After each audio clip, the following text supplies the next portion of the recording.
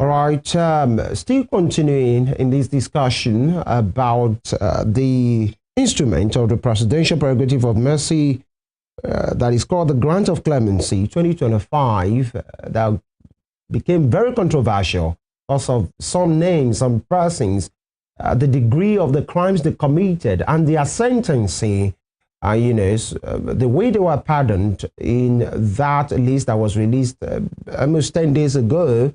There is a new development in which the federal government yesterday, through the presidential spokesman Bayo Onanuga, said a review has been made after consultation.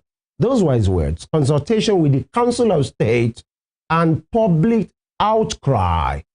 Now, a review has been made. Some of those names in that previous list, according to Bayo Onanuga, they have been deleted.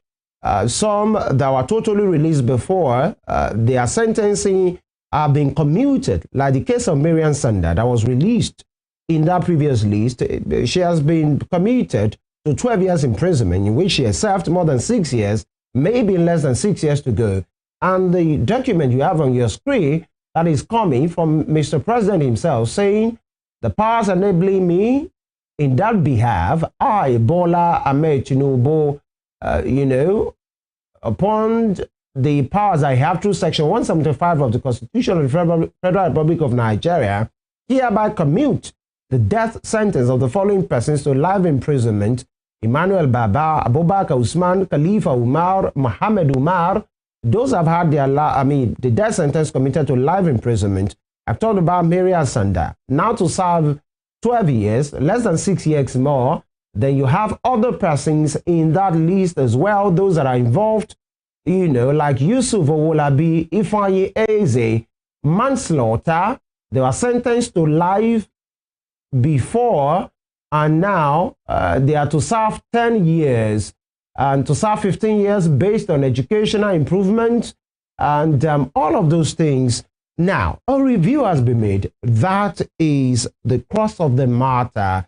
After consultation with the Council of State, I dare say again, because that previous list that was released from the Villa said, after consultation, the Council of State approved it. So which Council of State are they talking about now? Is it the same people? Is it the same council that have reviewed and ratified this now? And some Nigerians are asking, was the Council of State even carried along? Did they vet that previous list, or they were just giving documents as an information? Because my previous guest said at the Council of State meeting, a decision might have been made and a memo will just be served to those persons that are mostly elderly for them to just be a part of what is going on, for them to see. And once they say it's okay, it's okay. Was due diligence even done in the first place? We have a public affairs analyst and a legal practitioner, Prince Ademola Oyedokun, joining us this morning virtually. Prince, thank you for joining us. Good morning, Western Spring Television. Good morning, Nigeria. And it is interesting that we are revisiting this issue once again. Exactly. It is democracy and at its best. Yes, exactly. I have to tell you, we started this conversation with you, so we must continue with you again now. What do you make of this development where the federal government, in less than 2 weeks, has reviewed this decision? They said they have consulted the Council of State, and I dare say again. What do you think is going on here? Well, not being an insider, what one makes of this latest development is that the initial publication that attracted public outcry was premature because the process of exercise of that power by the president will be arbitrary if the National Council of State is not carried along. During our last discussion, we reviewed the composition of the Prerogative of Mercy Committee, the roles of Attorney General, and then the roles of the National Council of State. The Constitution specifically provided that before the president will exercise that power, there must be ratification by the Council of State. So did they go to the press to release those formal lists without the National Council of State having ratified it? if that was what happened, that was quite premature. And will I say improper? No, I will not say it is improper, because that has afforded us the opportunity for public opinion to play its due role. And kudos to the Nigerian press, the fourth estate of the realm, and the social media. And then kudos will be for the administration too. That shows that they are listening. Because when a government presents a policy to the public, and the public outcry is reviewed, and the government shifts its position, that is a commendable on the part of the administration. So I would say the initial publication must have been premature. And you remember we were saying, if all due legal process had been followed, the power of the president is discretionary. If the committee had made their recommendation and the Council of State had ratified it before that last publication was made, I don't think they have power to go back and reverse what they had done. Take, for example, now, I as a lawyer, if I had applied on behalf of a client, and the committee had done their work, and the Council of State had ratified it initially, and then the publication had been made, to me, the process is concluded there. So if the president now comes back and says he wants to reverse himself and remove my client from the list of persons who had benefited from proper procedure, then we will challenge it, because he has no power to convict my client again. But if it is that the Council of State had not done their part when the initial publication was made, then I would say the procedure is laudable. Don't forget, in one of our sessions last time, you asked my learned friend and brother, Dr. Misbah Alamolatif, to compare the process in Nigeria with other states, with other jurisdictions. And all of us, both himself and I, we agreed that Nigerian process is more credible, is more transparent, unlike what we have in America. He made mention of President Biden, who pardoned his own son. So this one is more democratic. But if the Council of State had done their part when the initial publication was made, I don't think the president has the power to now convict and apportion punishment again to somebody that had already been forgiven. But if the Council of State had not been carried along, now the procedure is more credible when public opinion was felt before the Council of State was allowed to play their part. By your explanation and this logic, one can easily say maybe there were procedural errors actually before they arrived at that previous list, because some of those persons that were pardoned before, it has been reviewed, and according to that statement from Bayo Ononuga, he said especially drug peddlers have been dropped from that list, and kidnappers and people that are involved with arms and ammunition and all of those things. But then that initial list of drug peddlers, they made up almost 30% of that particular thing. So how procedural in nature can that error be when you have a particular list of 175 people and 30% of them are people associated with drugs, not just smokers, drug peddlers? These are the issues. Doesn't it show that, number one, due diligence wasn't followed, number one, and number two, the Attorney General supposed to be, the Attorney General's office supposed to be the gatekeeper in this regard, and obviously dropped the ball. Let's just say it as it is. Don't you think that's what happened? Well, we are human, and we all know that our democracy continues to grow since 1999 when we entered this new dispensation. So, as for me, I will not heap any blame on the Attorney General. Rather, I will applaud the administration as to whether there was a procedural error. I said something earlier. I said we don't know whether the Council of State was allowed to play its role before the first publication was made. If that had not been done, I would say that was a terrible procedural error that would have rendered the entire process illegal.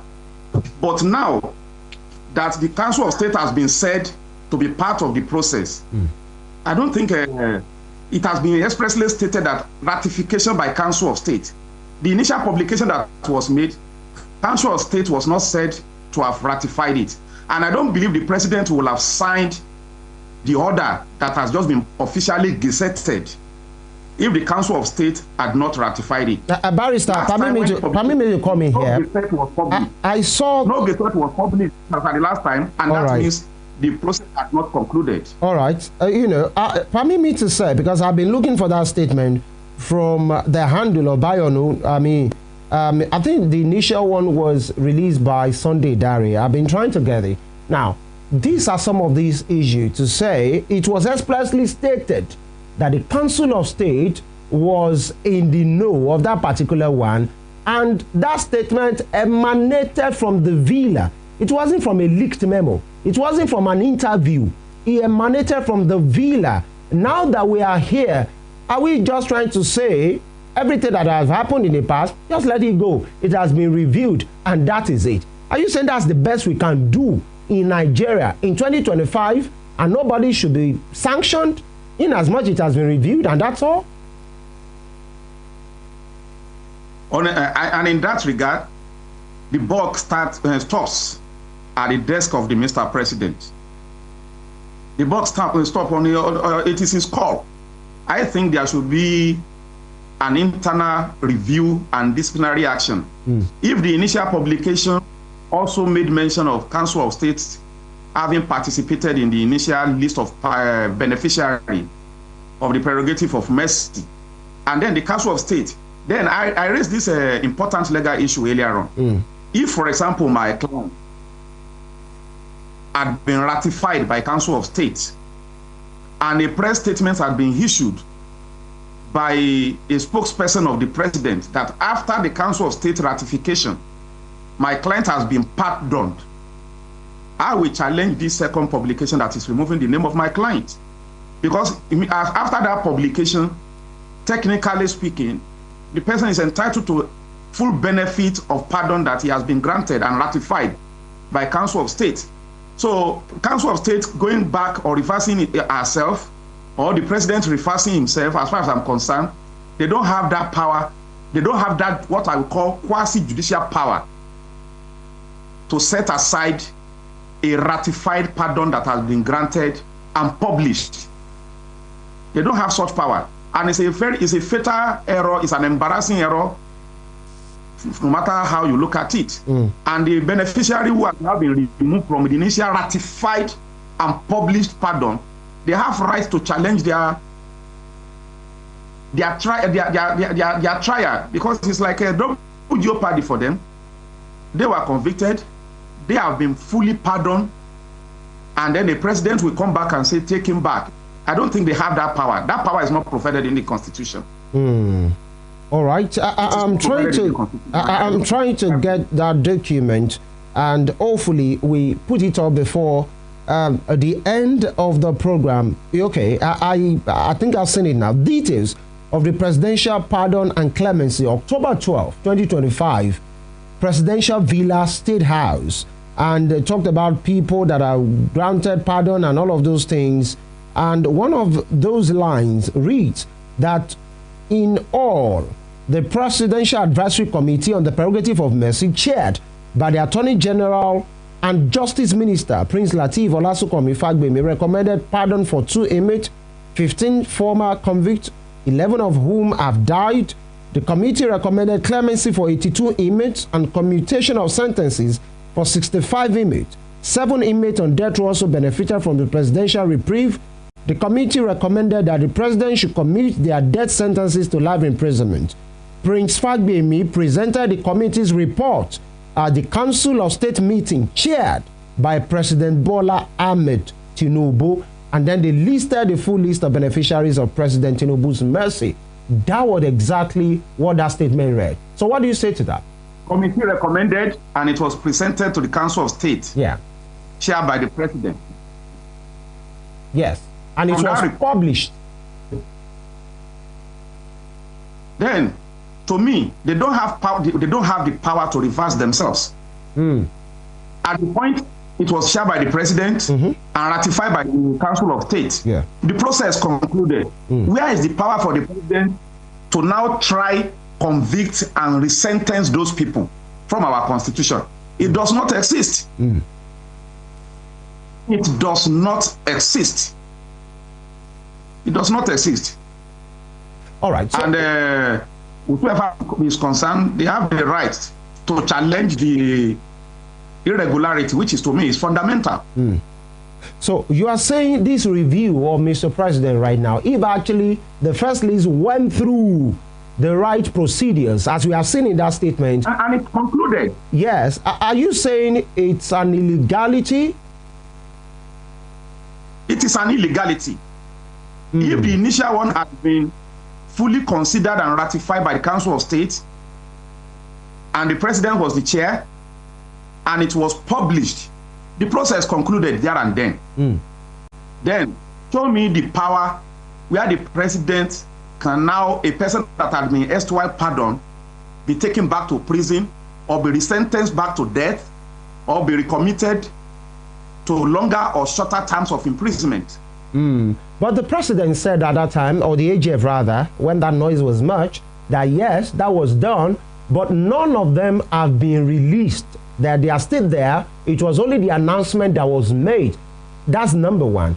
Number two is this: the president was the one who used his powers to release them. Are you saying doesn't have the power to change his mind in as much as an executive power? Pardon me, I didn't get the last part of that question. Who has the power to release them? I mean, the president was the one that was pronounced to have exercised his powers, section 175 of the Constitution, to release those persons or commute their sentences in the first place. Are you saying that same executive power, in as much they have not been released, they were only pronounced to be pardoned, it doesn't have the power to change his mind? He doesn't have the power to change his mind because they have been released, technically speaking. Any day longer in detention after the conclusion of the process. It's a matter of time. In fact, any detention beyond 24 hours after the completion of the process is not forgivable because they will have been under detention in contravention of the constitutional right to freedom of movement or liberty, not to be in detention more than 24 hours. Because as at that stage, there's nothing constitutionally or legally or statutorily keeping them in custody. Aside administrative steps. Aside administrative steps relating to signing of their release warrants. Interesting. Now, it becomes more and more interesting. The person is convicted of a crime. Prerogative of committee worked on his application to be pardoned. Is recommended for pardon. Council of State sat over the process and he ratified by the president, and a publication was made. Technically, that person has regained freedom. But now the president now has the power to rearrest that person, to put that person back in jail. No. Interesting. After the approval by the president and the publication, the only thing remaining or keeping that person in custody is administrative steps towards his release. Every legal requirement to be free has been achieved. But you remember, after that first pronouncement of the pardon, and the Attorney General's office came up with a statement to say that none of them have been released, and the list, that particular list, was going through the last leg. He called it the review. That's the last leg. So, and there you go. There you go on the screen. Who has the power apart from the National Council of State? I just want to ask you, sir. Who has the power apart from National Council of State to review what the prerogative of committee has done? You are the lawyer, tell us. Who has the power to review it? You are the lawyer for any review. That's what I'm telling you. Such power does not exist. It does not reside in the Attorney General. It does not reside in the president. The committee chaired by the Attorney General had done its work, made recommendations. The same Attorney General now that is saying that they had not been released, they are reviewing it, that is recommending review, was the chairman who chaired the Prerogative of Mercy Committee. He should have seen, if he had done a thorough job, he should have seen these deficiencies, this embarrassment coming during the committee stage. Yeah, Prince, and the past the committee stage, it went on to the National Council of States, which also ratified it, and the president approved it. That is why the publication was made by the presidency. Yeah. Then the process concluded. Yeah, it raises two questions for me. Who then has the power? Yeah. Number one, that document, this document on your screen right now, it was the one that emanated from the, you could see the header, Presidential Villa State House, where it was said that in the Presidential Advisory Committee on the Prerogative of Mercy, and then the committee recommended that the president should commute their death sentences to life imprisonment. The last line, hold on, sir.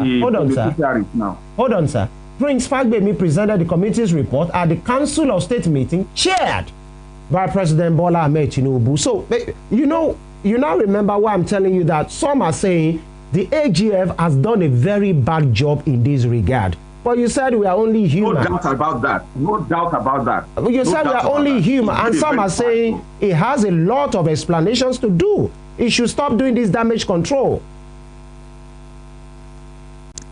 Yes, if you have told one lie, you will have to tell more lies to cover the initial lie. There has been a bad job in respect of this 2025 Prerogative of Mercy Committee as regards their recommendation. And as I was saying, the only thing that can work in favor of the presidency is that if we are separating the prerogative of the National Council of State ratification from the presidential exercise of the power, because the role here is performed by three entities. Okay. One is the committee itself. Two, National Council of State ratifying it. After this Council of State ratified it, it's now left for the president, who is the actual holder of the discretionary power. The power, even after ratification by Council of State, the president as an individual who possesses the executive power is the actual person that is vested with that discretion. Now, after the prerogative, after the Council of State might have ratified, the president can still vet and say, I am not exercising my power in favor of this Mr. A, B, C, or D. But they shouldn't have gone to the publication when the president had not made up his mind. The report we have had was that Council of State had ratified it, and it was chaired by the president, which means the president too had consented to it. Yes.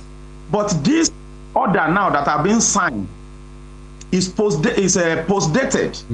It is dated a few days ago, which means that order had not been made, or that exercise of power had not been done by the president himself. So it was at the stage of the National Council of State ratification, where it was chaired by the president, that the information department of the presidency went to the press and made it public.